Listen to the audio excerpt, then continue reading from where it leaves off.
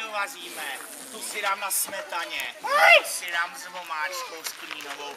Z kaprala bude výborná polivka. Já nechvej polivku. Budete se smažit. Přiložte pod kotel. Co to je? Co to je? Peří! Peří!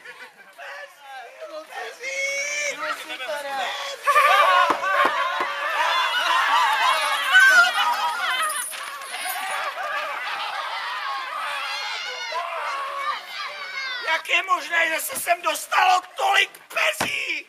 Omlouvám se, vaše výsost.